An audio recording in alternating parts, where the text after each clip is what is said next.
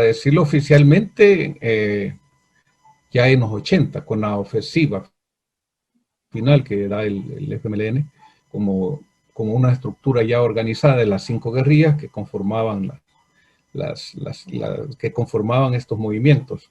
Ahora, las causas vienen históricas. Las causas históricas vienen de la injusticia social que se ha venido tratando desde el siglo antepasado, es decir, desde 1882, según los estudios de los historiadores modernos de doctor Bonilla, cuando se declara esto hay un estudio profundo de las leyes que llegan a abolir la tenencia de las tierras, ¿verdad?, ejidales y comunales, hay un proceso de separación de la sociedad, ¿verdad?, una de separación de la sociedad en los cuales unos se convierten en el grupo poderoso y los otros se convierten en sus servidores. Entonces, a partir de ahí, los que han estado sin ley, han estado sin tierras, también quedaron desprotegidos de sus derechos.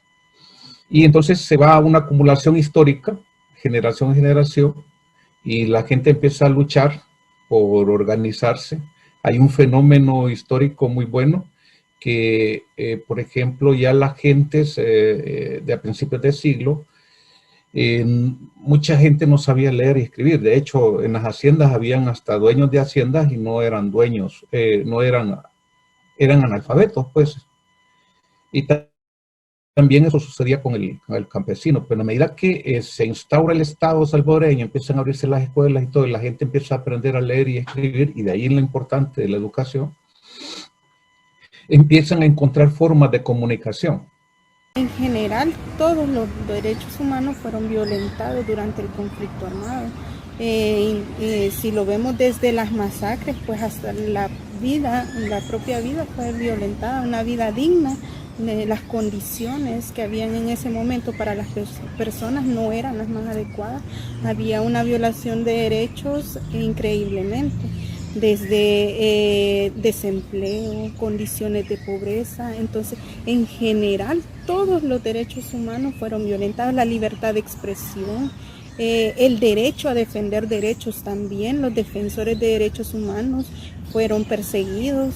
Entonces, en general, considero yo que todos los derechos han sido violentados durante ese periodo de guerra civil.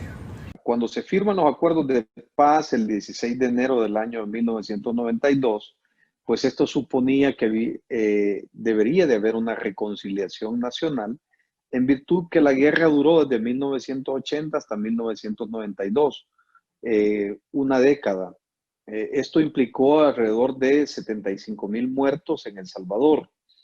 Ahora, lo que se buscaba o lo que se pretendía con la ley de amnistía era justamente cerrar aquellos tejidos que produjeron el conflicto armado en El Salvador, esos tejidos que se debilitaron, esas muertes, esas desapariciones, esos crímenes de guerra. Pues lo que se buscaba con la ley de amnistía era alcanzar una reconciliación y en alguna medida pues le generaba protección tanto a los que pertenecían a la guerrilla como al ejército. De modo que eso que se pensó que iba a reconciliar al país fue justamente todo lo contrario, porque esto lo que generó con la ley de amnistía es impunidad y una falta de acceso a justicia a todas aquellas personas que le sobrevivieron a los parientes que perdieron, hijos, padres, madres, una gran cantidad de salvadoreños que desaparecieron, que secuestraron y que asesinaron brutalmente, tanto por el ejército como por la guerrilla, y que cuando se crea la ley de amnistía, pues lo que buscó básicamente es cubrir de impunidad a todos aquellos que cometieron crímenes de lesa humanidad en el contexto de la guerra. Entonces empiezan a darse formas de comunicación en la cual las personas empiezan a organizarse, empiezan a ver sus derechos y eso trae como consecuencia un fenómeno del 32, al cual se agregan muchas organizaciones políticas, pero el movimiento, según lo dice Turcios, el historiador Turcios, era eminentemente del campesino. y el campesino quería sus tierras. Luego, toda una serie de leyes que han estado en contra de la clase trabajadora, y principalmente con nuestro pueblo era agrario, era monocultivista.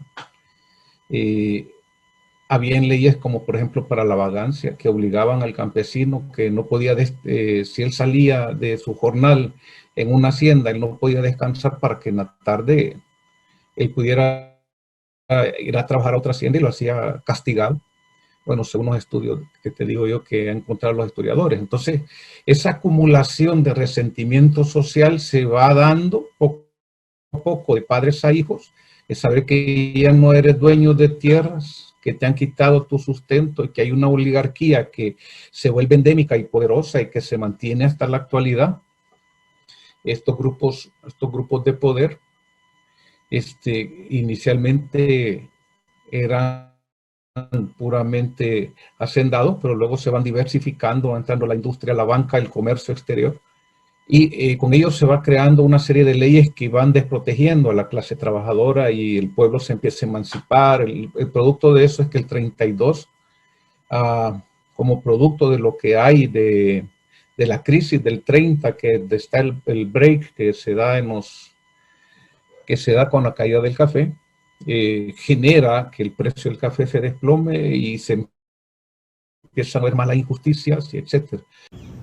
Bueno, primero hay que establecer de que los acuerdos de paz fueron importantes en el sentido de darle fin a la guerra civil. Entonces tampoco hay que hacer como lo más importante esto, pero sí realmente los acuerdos de paz dieron fin a un conflicto y entonces desde ahí su relevancia, ¿verdad? Pero la Comisión de la Verdad presenta un informe, que es el informe de la Comisión de la Verdad, donde esclarece mucho de las masacres, muchos de los hechos de violaciones a derechos humanos. Entonces ese aporte que dio la Comisión de la Verdad fue indispensable para dar un proceso legal a todos estos hechos. Sin embargo, en 1993, con la ley de amnistía que se aprueba, este proceso queda como cortado. Cuando se firman los acuerdos de paz en 1992, se hacen ciertas reformas a la Constitución. Dentro de las reformas que se hacen es que se introduce la figura de la Policía Nacional Civil y se desarticula, digamos, todo lo que es el contexto bélico y de inteligencia y contrainteligencia que tenía la Fuerza Armada. Es decir, el rol de la Fuerza Armada pasa en un segundo plano y se comienza a protagonizar, digamos, la seguridad pública desde la Policía Nacional Civil. En ese contexto se crea lo que es la Academia Nacional de Seguridad Pública para formar a los nuevos policías, que dicho sea de paso, tenían que entrenarse en materia de resguardo de derechos humanos. También en ese contexto se crea la Procuraduría General para la Defensa de los Derechos Humanos y estas instituciones tenían que ser dirigidas por civiles, no por militares. En ese sentido, se fue como allanando el camino para preparar a la sociedad salvadoreña para que hubiera paz, para que hubiera seguridad y que se resguardaran los derechos humanos y que no se violentaran como en el contexto de la guerra, dado que en ese momento, pues, cualquier familia podía ser asesinada por, digamos, para grupos pertenecientes o vinculados en alguna medida al ejército, solo porque le decían, miren, estos son guerrilleros, y viceversa. Si en una colonia o una familia señalaba a alguien de pertenecer al ejército, venían los guerrilleros y en la noche pues secuestraban a toda esa familia y la asesinaban. Entonces ya no estábamos en ese contexto. Por esa razón era importante que se introdujera desde la Constitución estos elementos a fin de trabajar en materia de derechos humanos en El Salvador.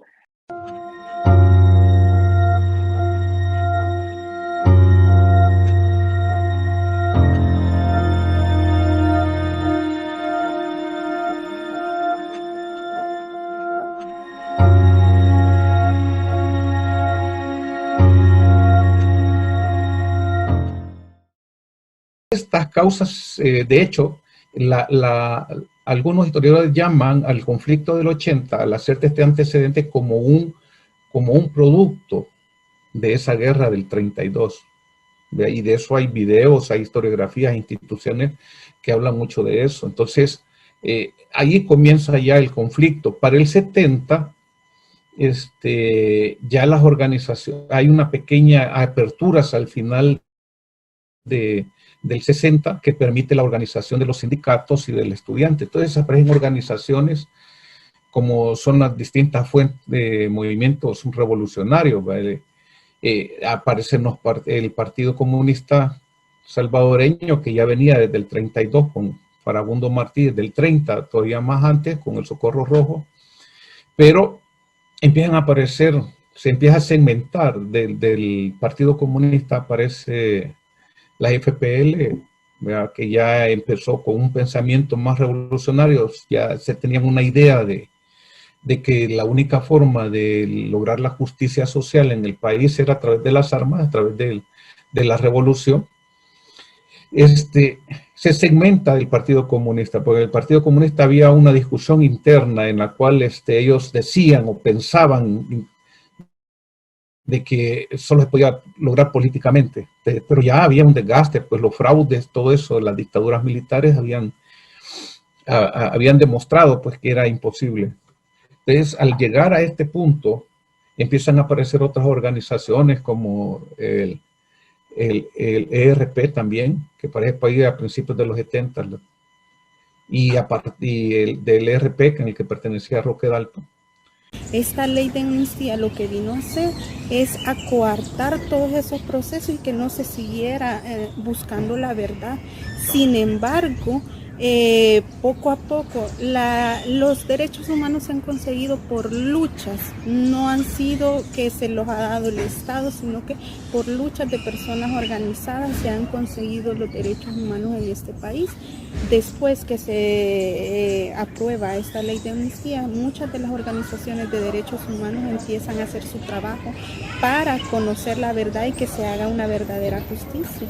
Entonces han pasado tanto tiempo con esta lucha constante, es hasta el 2016, donde esta ley de amnistía se considera inconstitucional, la establecen como ley inconstitucional, y es donde quizá ya abre un poco más el camino para que avancen los derechos humanos después de la guerra, ¿verdad? Podemos decir que algunas cosas han sido positivas, pero por otro lado, hasta este momento hay miles de familias que continúan deseando que llegue la justicia, que haya acceso a la información de cómo ocurrieron los hechos, de algún secuestro, de algún miembro de su familia que se desapareció y que hasta esta fecha no lo ubican.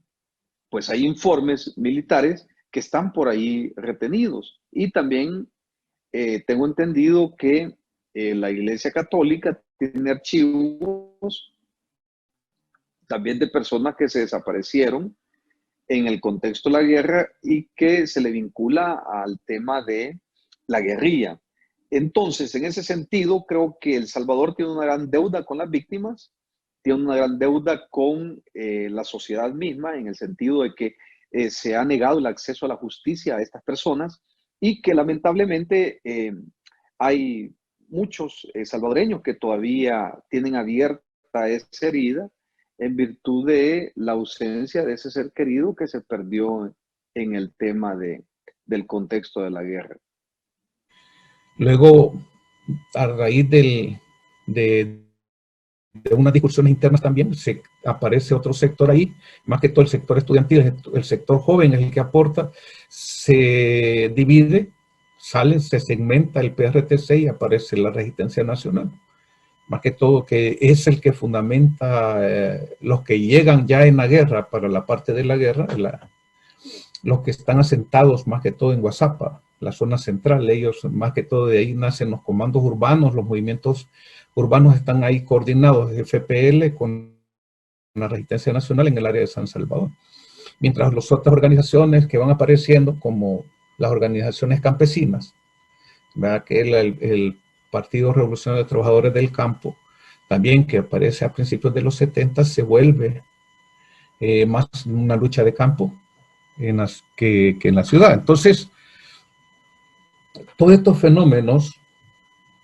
fenómenos que vienen a crear un ambiente en que las 5 fuerzas por separado en los 70 demostraban que golpes pequeños no iban a hacer mayores cambios. Entonces se ven obligados a tener una unión de las fuerzas de izquierda, y se da en los 80.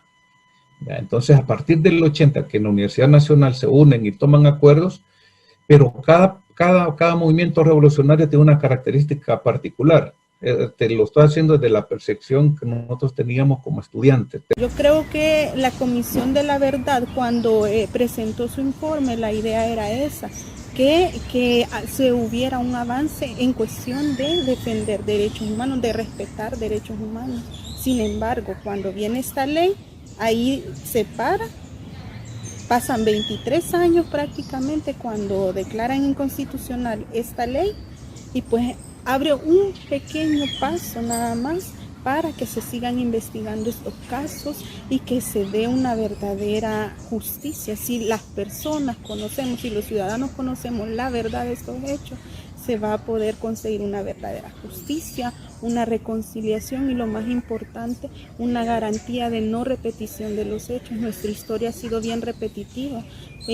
No solamente es en el conflicto armado que hubieron violaciones a derechos humanos. Antes del conflicto armado ya venía un proceso, todo un sistema donde ha habido estas violaciones a derechos humanos. El trabajo de la Procuraduría paulatinamente ha venido teniendo un rol un tanto protagónico. Sin embargo, hay muchas deudas todavía que corregir con respecto a la funcionalidad de esta institución, dado que lamentablemente se ha estado utilizando esta institución para contextos eminentemente políticos.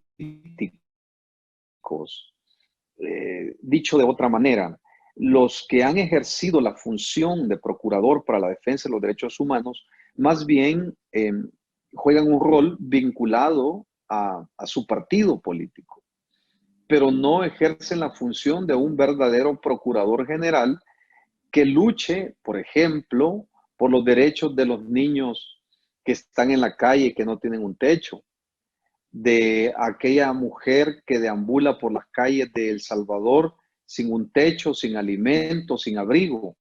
Muy poco se hace en ese tema. La Procuraduría tiene muchísimas deudas, aún con la sociedad salvadoreña, sobre todo con los sectores más vulnerables del país. El enemigo defendió su cabeza. Lo distrajimos y llegamos al corazón del país. Las zonas más populosas de San Salvador amanecieron tomadas por nuestras fuerzas. Cercamos al enemigo.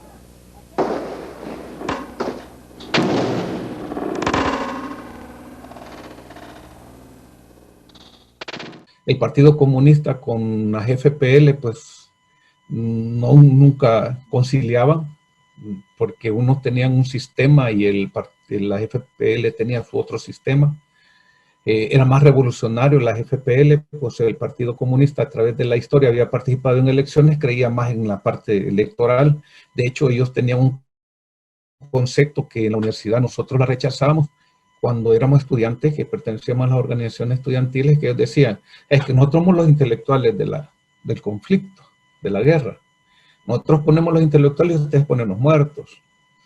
Cambio la FPL, que había salido pues de ahí, gracias a la fundación que fue fundada por Cayetano Carpio, comandante Marcial, aglutina las organizaciones de iglesias, campesinos, estudiantes, el sector, ¿cómo decirte?, el laboral, los sindicatos. Era una masa grande, entonces era mucho más grande, y el que tenía más capacidad de lucha estaba mejor organizado. Entonces, siempre que habían discusiones entre ellos,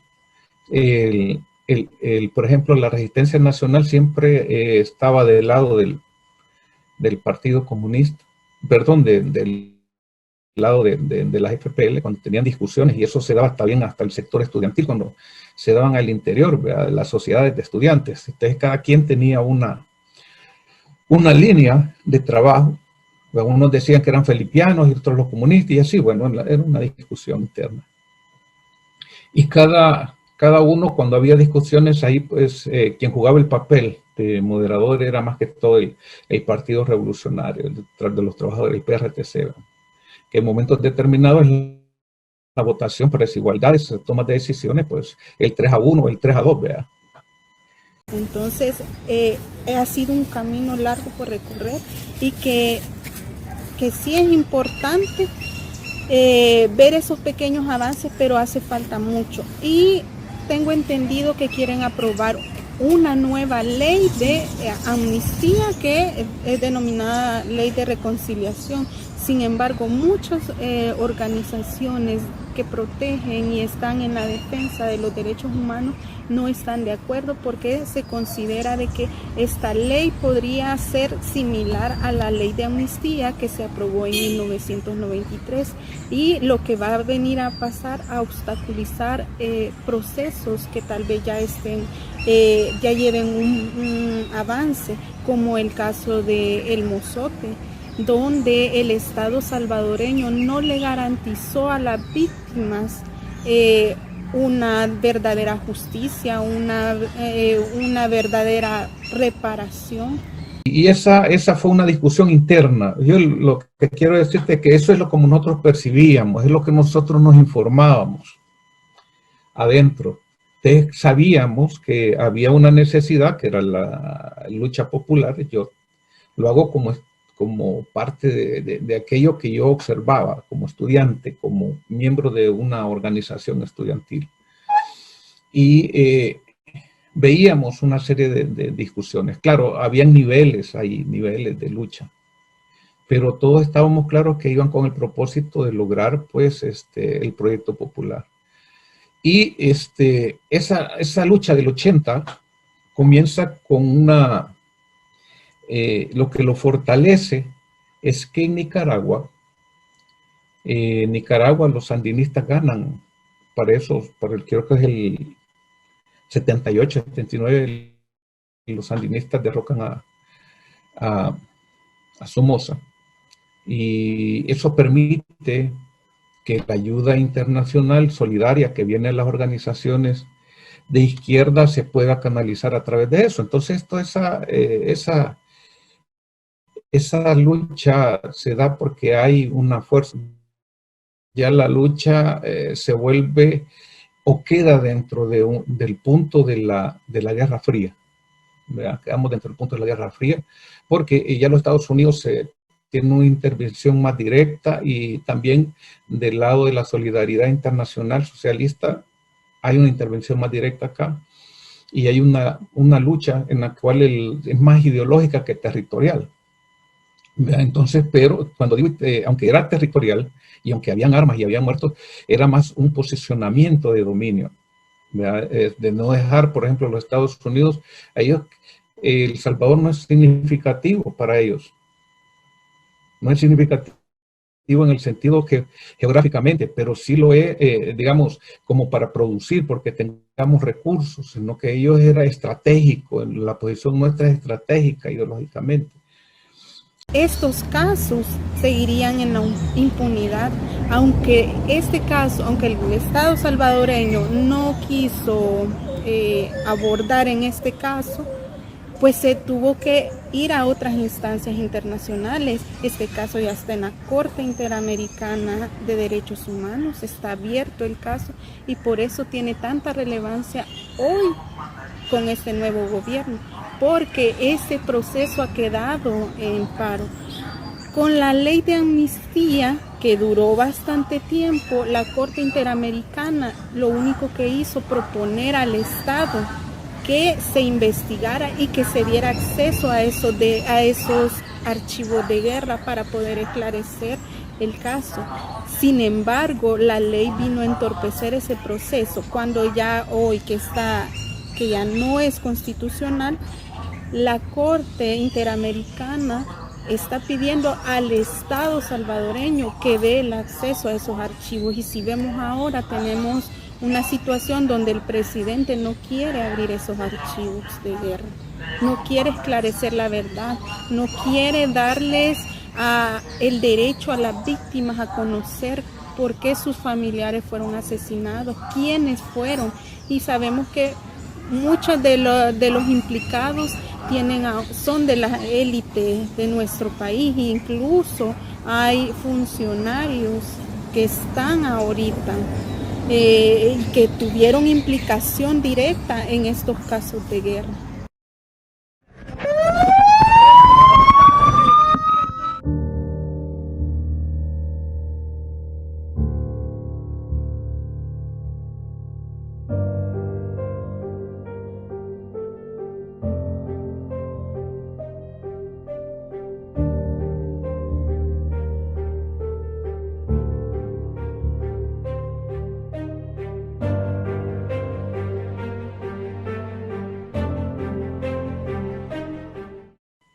Y con Nicaragua ahí caía Centroamérica. Entonces eso ya permitiría a ellos tener un enemigo más fuerte, pues. Entonces, de ahí las intervenciones y la lucha que se da.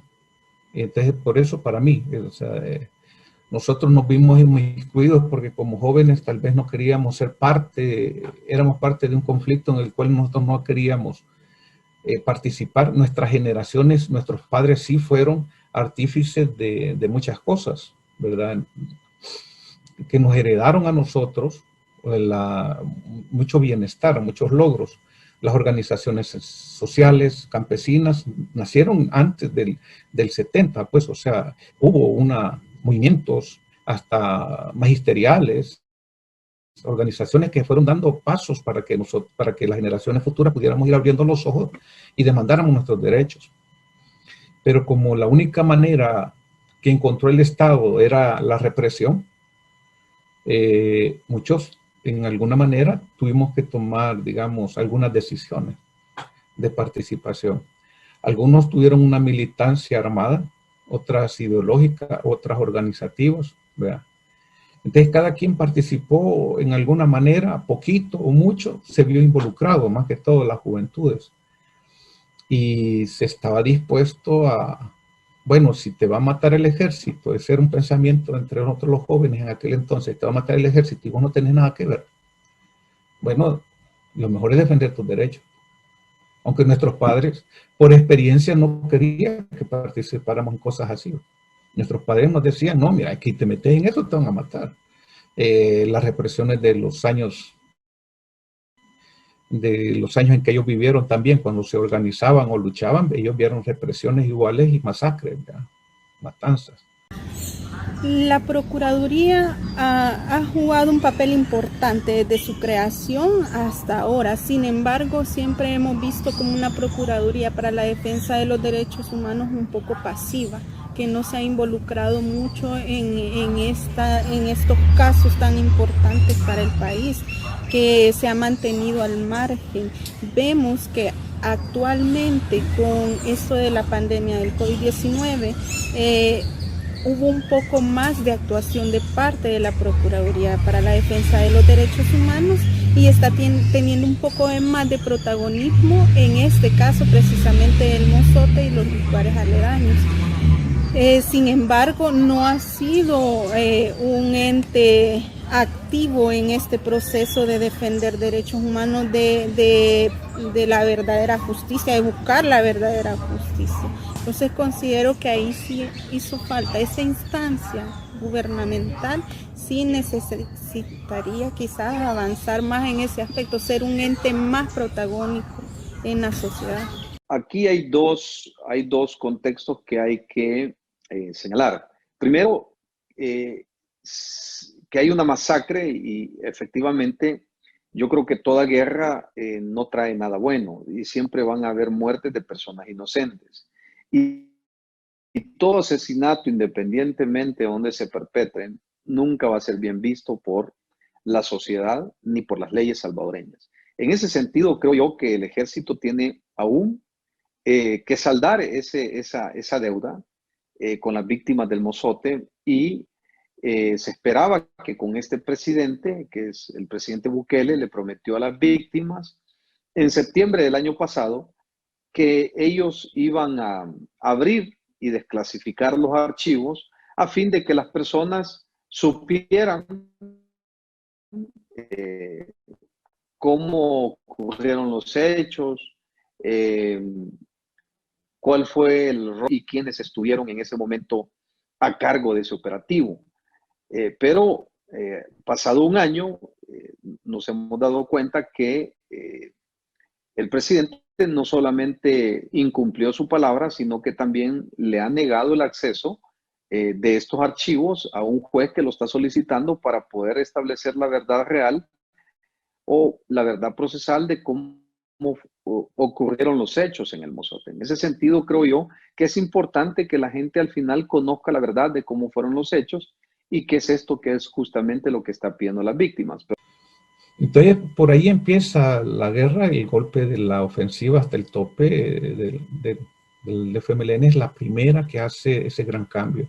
Y entramos en una espiral y con eso de la ayuda internacional de los dos bandos, caemos pues también en la parte esta de lo que llamamos la Guerra Fría. Ya fuimos parte de un dominó que ya aún las decisiones políticas no eran muy propias, ¿verdad? Tal vez los movimientos locales sí, pero las decisiones venían quizás ya más de afuera. El 80 solo es el 80 es la culminación de un proceso, pero los eventos más esenciales fue cuando en el 72 yo era un niño y se ganó el Partido Demócrata, que entonces en aquel tiempo era el social cristiano, ¿verdad? Pues, eran la izquierda, por decirlo así, eran los representantes del pueblo, cuando Duarte, y le roban las elecciones, le roban con un fraude.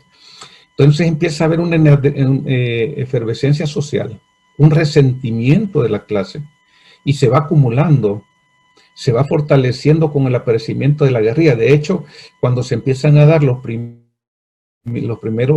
movimientos de las guerrillas, ya sea que ponían bombas en un poste o quemaban alguna empresa X, la gente, el salvadoreño común, por lo menos es la percepción que nosotros teníamos, ya lo veía bien. O sea, como que empezó a sentir que al fin hay alguien que responde, está respondiendo, ¿verdad?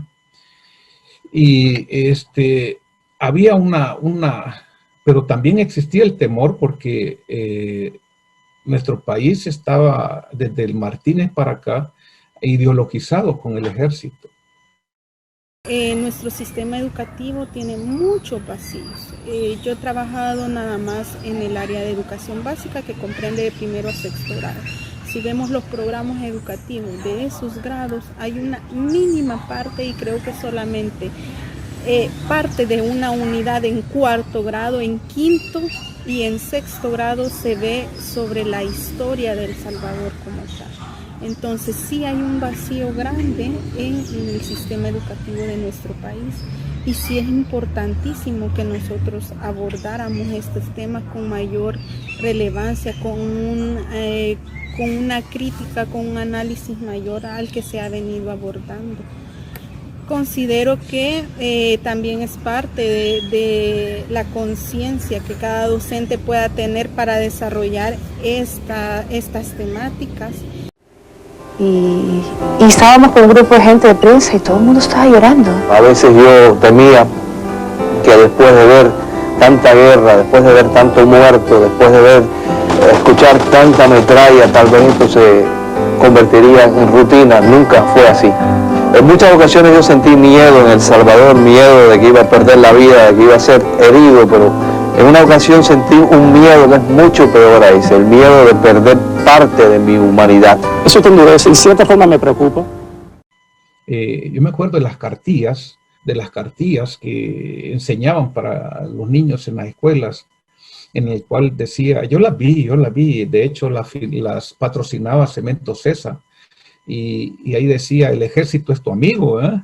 Y salía un soldado con un niño y te decía soldado, y cuando tú aprendías a silabiar vas a hacer si soy el sapo y todo eso, soldado, amigo y cosas así. Entonces, esa generación que fue doctrinada ideológicamente a través de la educación, pertenecía a un sector del Salvador, pero había otro sector que también estaba convulsionado, que quería justicia social.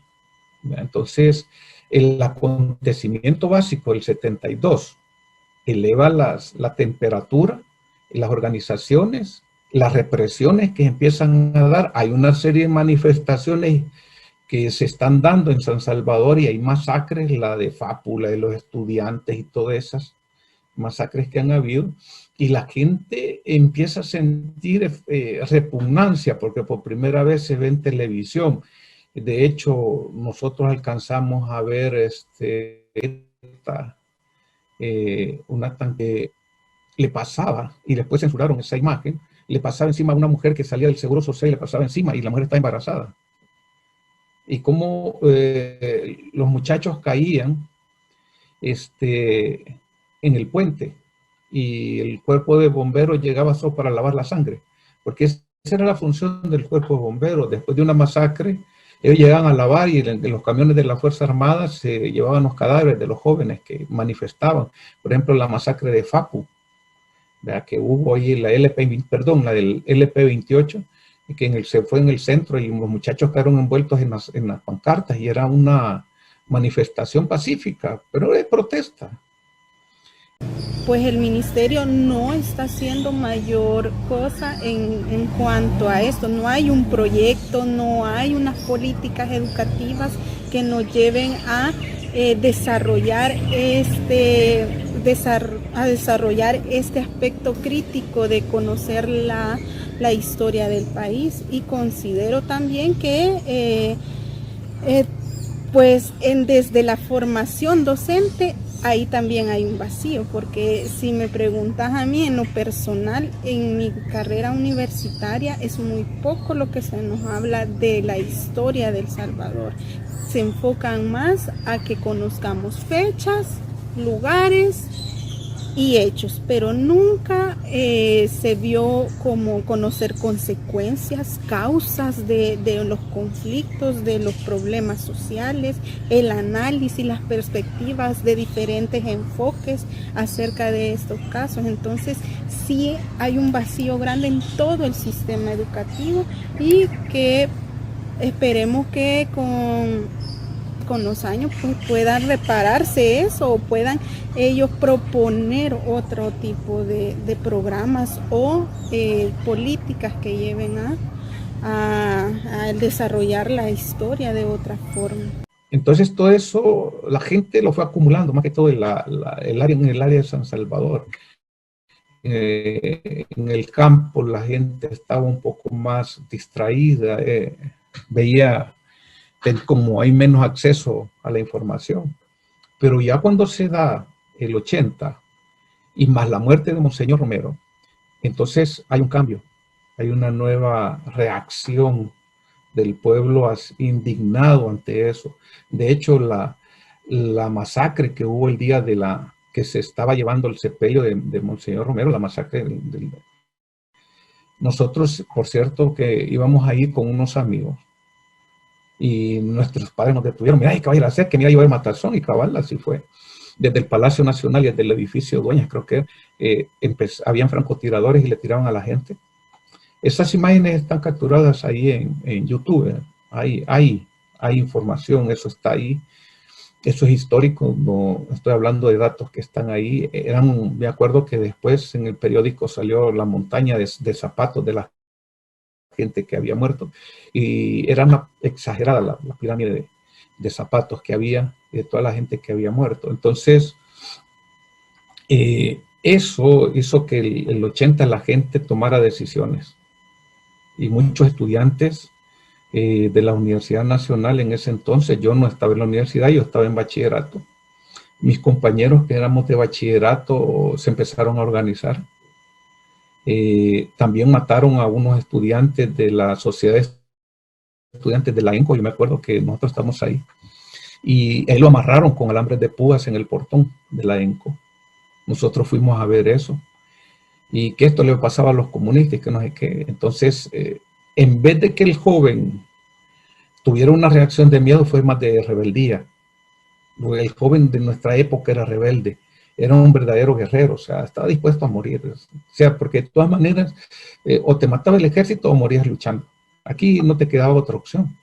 Igual no recuerdo que en mi educación escolar me hayan hablado del conflicto como tal, solamente las fechas, y mencionan quizás a lo mejor solo la fecha de los acuerdos de paz, pero no una sistematización de toda la historia de El Salvador.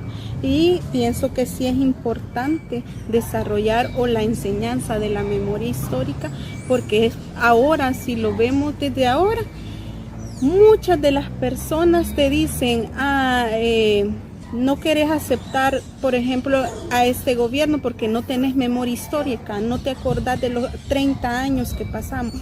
La memoria histórica no se limita a los 30 años, la memoria histórica viene tenemos que hacer un recorrido desde la época de la colonia, donde empezó un sistema de dominación, de jerarquías, donde el que tenía más es el que mandaba y sometía a los que menos tenían o a los menos desfavorecidos.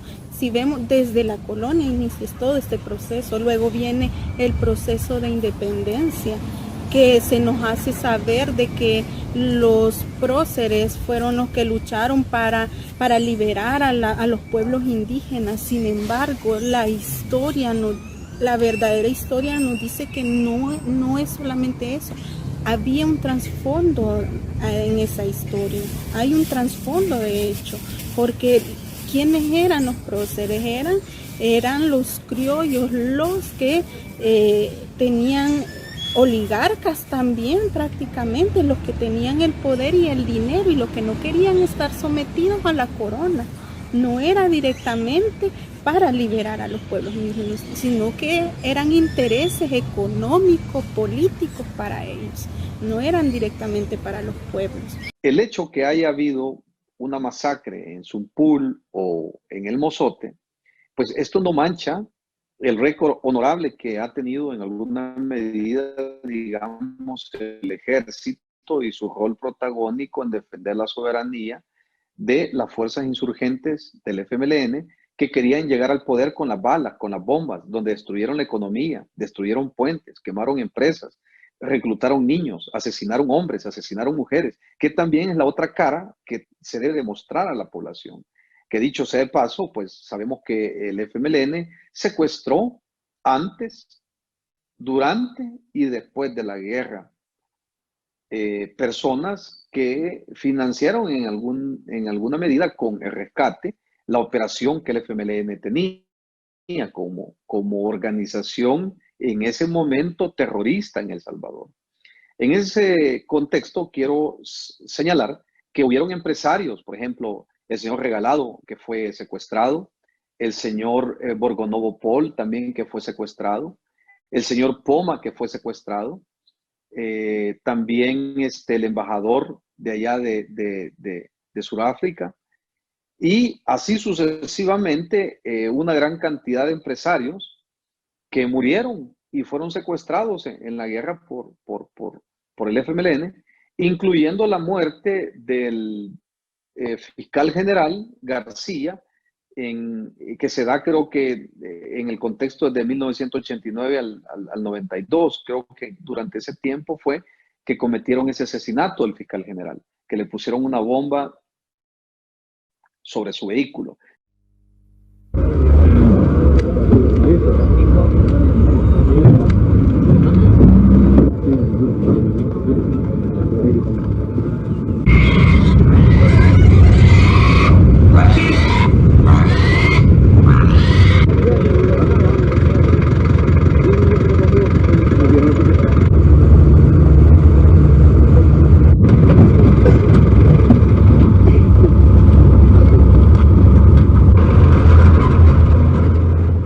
Eso como que llevó a que la gente no era ideológica, fíjate.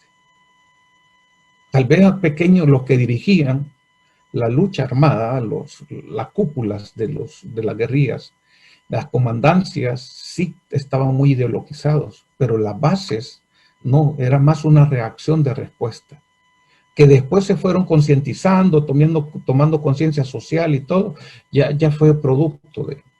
El salvadoreño se cansa y toma reacciones y toma decisiones. Históricamente está comprobado, el salvadoreño es violento, hemos vivido una sociedad violenta todo el tiempo.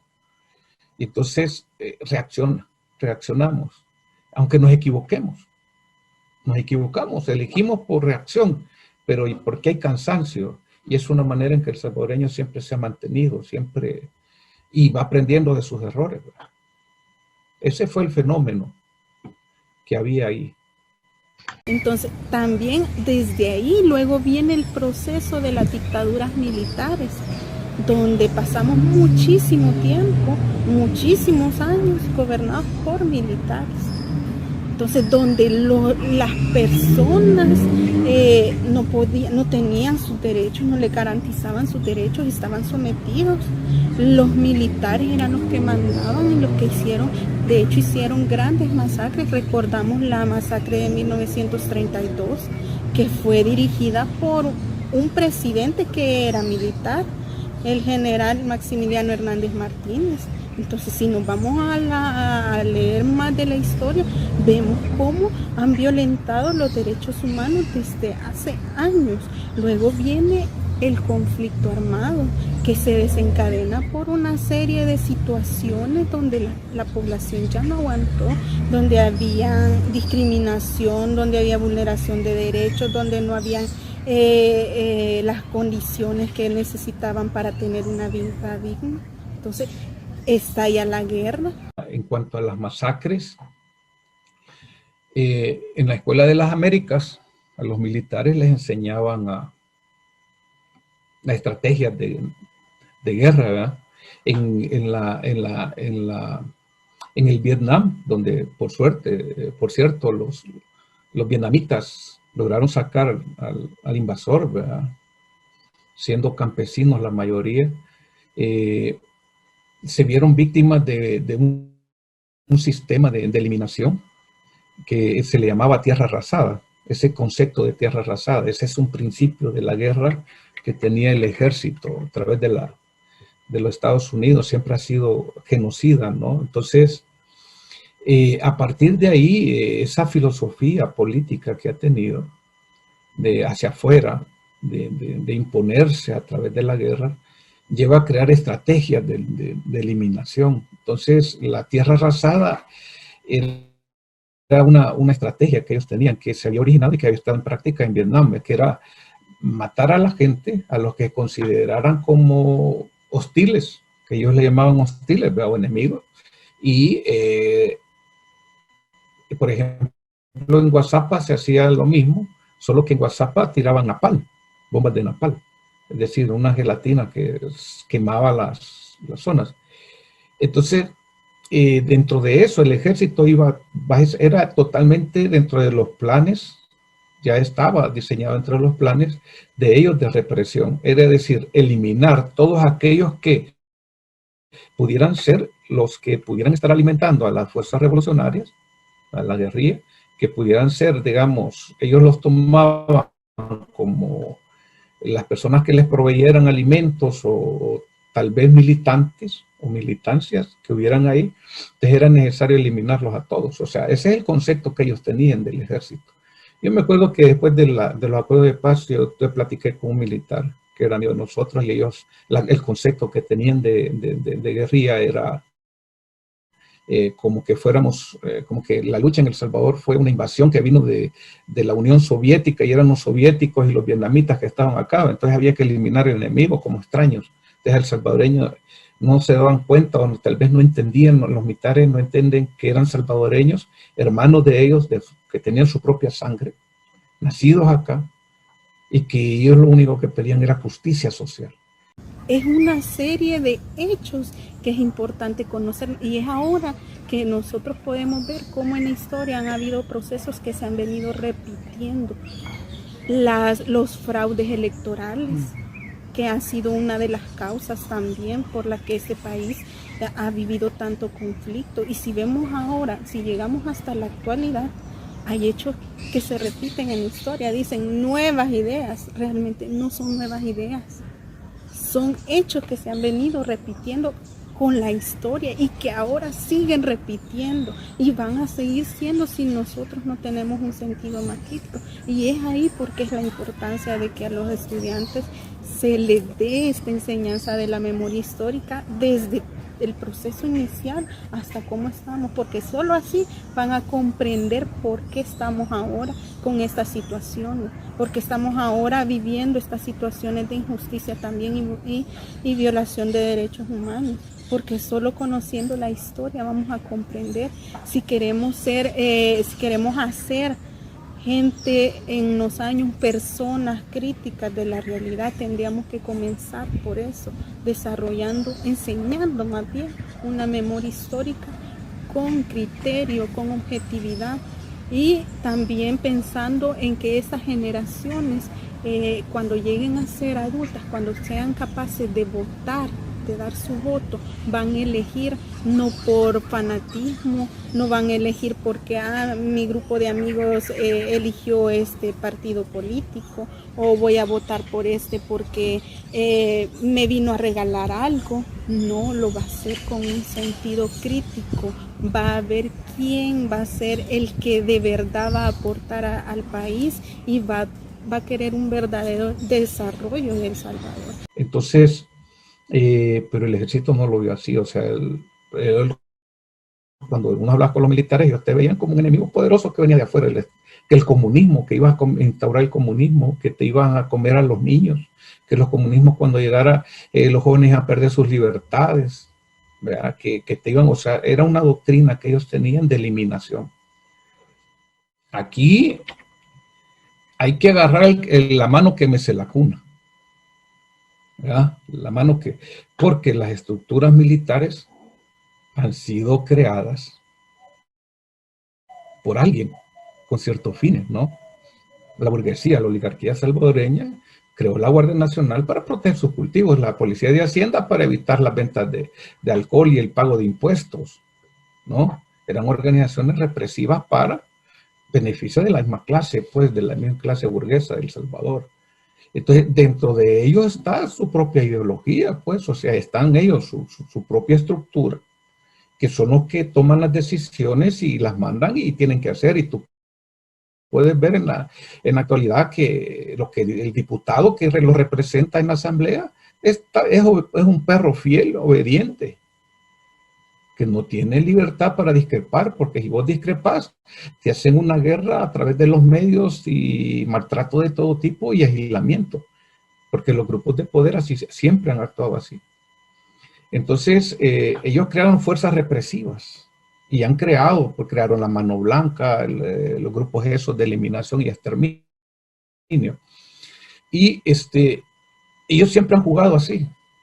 Entonces, estas son las deudas también que se tienen en el contexto de la guerra y que en su momento deben de perseguirse a todos aquellos comandantes de la guerrilla que perpetraron este tipo de hechos delictivos, que son de lesa humanidad y que son crímenes de guerra y por lo tanto tienen que ser imprescriptibles y debe de llegar el brazo de la justicia hacia esas personas. Y no solamente hacer una investigación tan parcializada como se ha venido haciendo históricamente en El Salvador, que todos los problemas de la guerra se lo achacan al ejército, pero en realidad el ejército luchó por resguardar la soberanía, luchó para que el FMLN como organización terrorista no llegara al poder por medio de las armas, y esto es bien importante decirlo, resguardó esa soberanía, y este es el papel que tuvo la Fuerza Armada. Sí se equivocaron, sí cometieron crímenes, sí hicieron cosas atroces, pero no es toda la Fuerza Armada, sino algunos malos miembros que hicieron este tipo de actos fuera de la ley. Primero tenemos que definir estos efectos psicológicos. Se considera un efecto psicológico cualquier manifestación de un fenómeno o propiedad debido a diferentes causas, en el que el producto de un suceso, de un evento o de una situación se provoca la afectación, la modificación, la transformación, ya sea directa o indirecta, de los procesos psíquicos, psicosociales, sociales, emocionales, en los individuos o en la colectividad. Entonces, dentro de los efectos más importantes de un conflicto están los efectos psicosociales y los efectos psicológicos individuales, que son fenómenos que están vinculados de una manera directa. Entonces hablamos de que durante el conflicto se pudo percibir el consumo de drogas y de alcohol, también el deterioro de la conciencia social.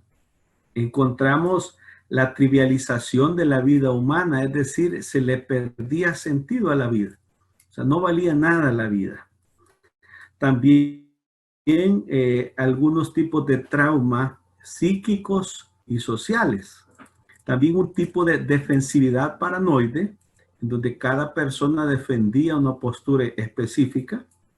También encontramos sentimientos de odio y de venganza en la gente y un tipo de ira e insensibilidad emocional. Entonces todo esto se genera a raíz de una situación, recordando que el comportamiento humano está condicionado por el evento que está ocurriendo alrededor del individuo. Nosotros reaccionamos con base a lo que sucede a nuestro alrededor. Y si es una situación de amenaza, nos defendemos o salimos huyendo. Es decir, el contexto que vivimos determina nuestra conducta, nuestro comportamiento, y a grandes rasgos esos serían como los problemas más comunes durante el conflicto armado.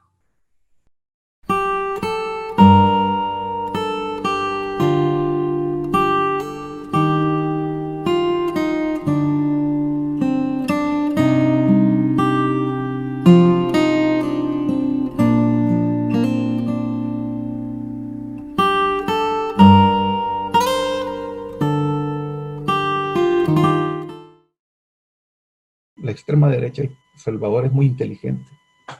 Ellos se preparan, ellos entienden, leen el momento, el instante, y leen el enemigo, el adversario. De hecho, ellos nunca tienen aliados. Ellos no tienen socios.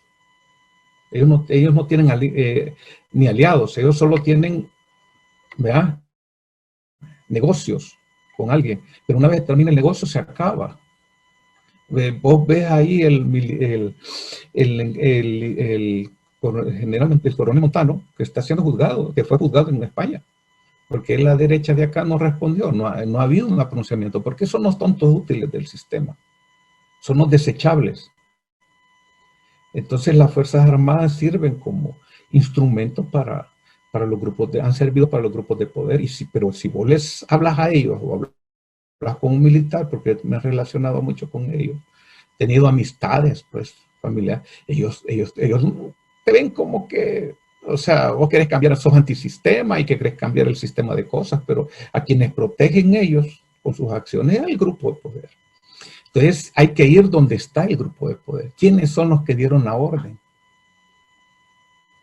Porque eso no se toma, un militar obedece órdenes, y eso yo siempre me lo decía. Nosotros obedecemos órdenes y viene de arriba. Entonces el de arriba le dan órdenes, el de arriba, y otro más de arriba le da la orden que tiene que hacer. Porque ellos no tienen esa iniciativa de poder decir, sí, hay momentos en que han habido decisiones independientes, ¿no? Han habido movimientos independientes entre ellos, pero un caso como la masacre esa, o como no viene del poder civil, no viene del poder militar. Y ahí es donde hay que llegar.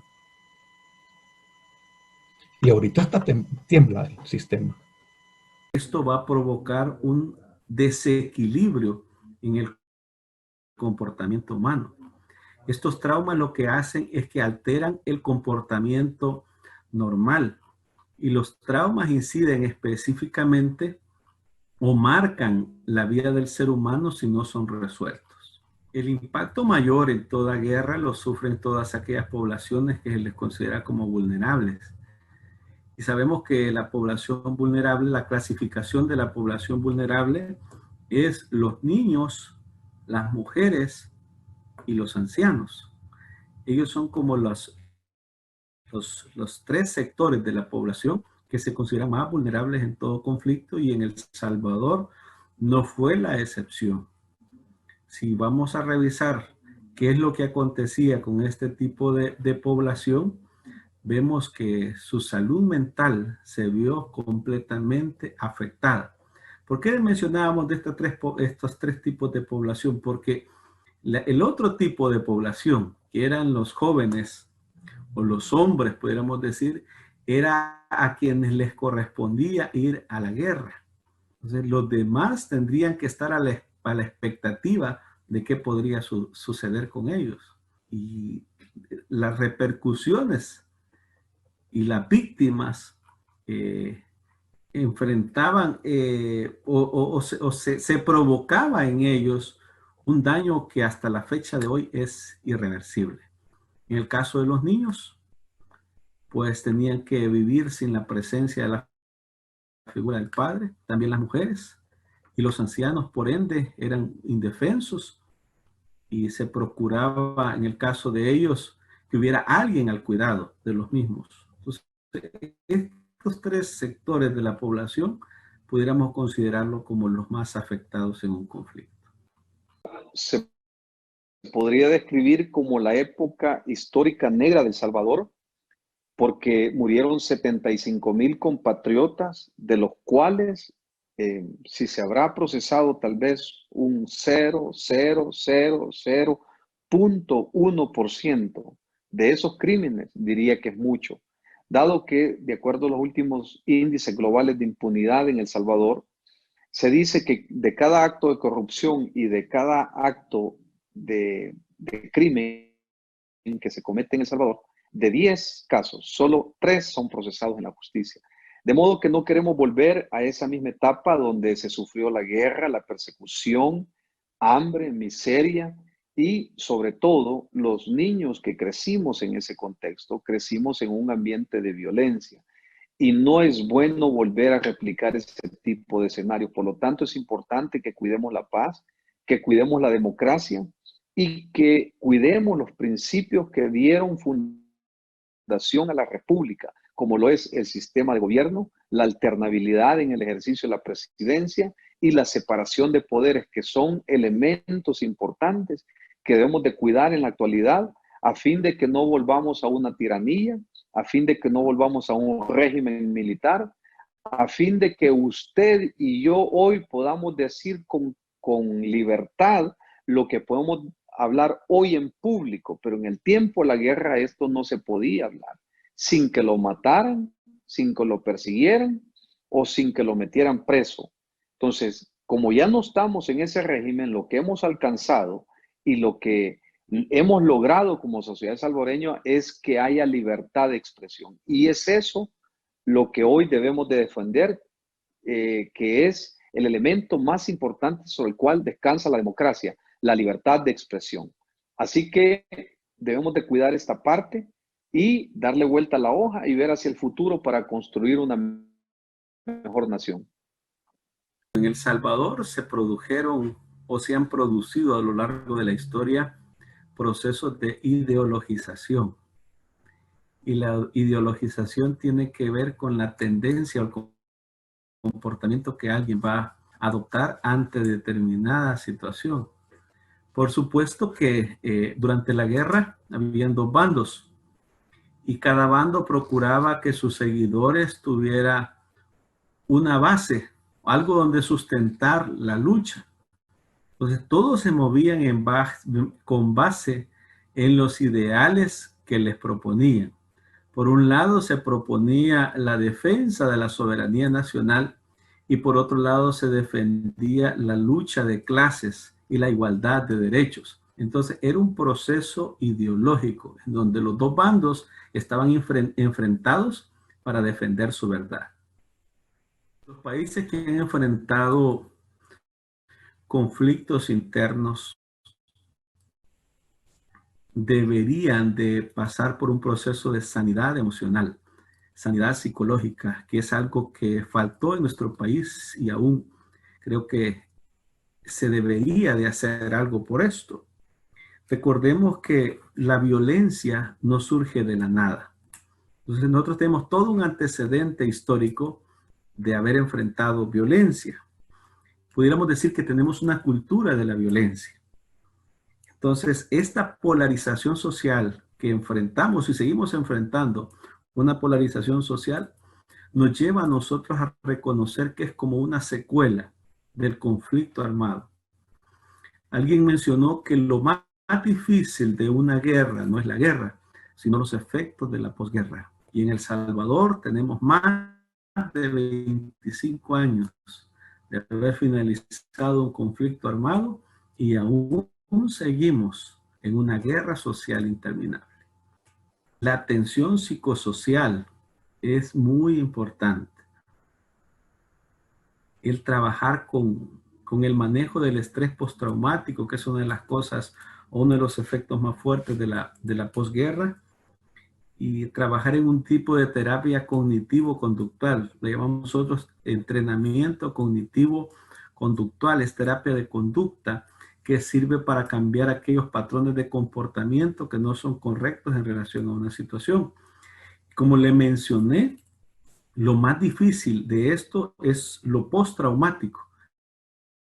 Y en lo postraumático necesitamos trabajar a nivel individual y a nivel colectivo, es decir, se deben de lanzar campañas o se deberían de lanzar campañas para manejar todos estos traumas, todo este tipo de situaciones. Es decir, el trabajo o la intervención en salud mental tiene que ver con ayudar a la población a recobrar la estabilidad. Eso es la base de la salud mental, la estabilidad en el ser humano. La frase para mí es anhelo de justicia, con una mezcla de oportunismo político, con una mezcla de injusticia, digamos, de las fuerzas poderosas que movieron el conflicto armado. Porque los acuerdos de paz no nacen, o sea, son obligados, son aceptados. Termina la Guerra Fría, termina el conflicto armado, ¿no? Es lógico y entonces eso te permite entender qué es, pero sí hay una conjugación de anhelo de justicia social del pueblo salvadoreño. El pueblo salvadoreño no es que quisiera ir a las armas. El pueblo salvadoreño no es que quiera ser comunista, marxista, leninista. Lo que él quiere es una calidad, el derecho de vivir como persona dignamente. Entonces, en su anhelo busca las formas de expresarse para poder lograrlo.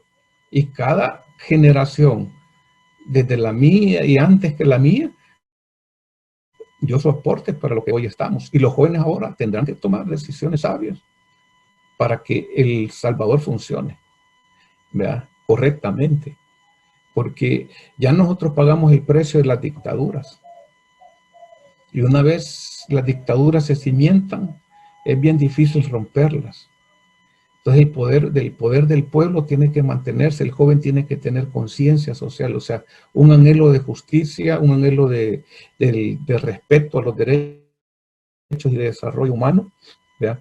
De desarrollo humano que tiene que haber, pero cuidadito con equivocarnos, ¿verdad? En desviarnos hacia la violencia nuevamente, porque el salvadoreño ha vivido una sociedad, ha vivido un tiempo de conflictos desde su origen, y ya hay que empezar a pensar inteligentemente, políticamente,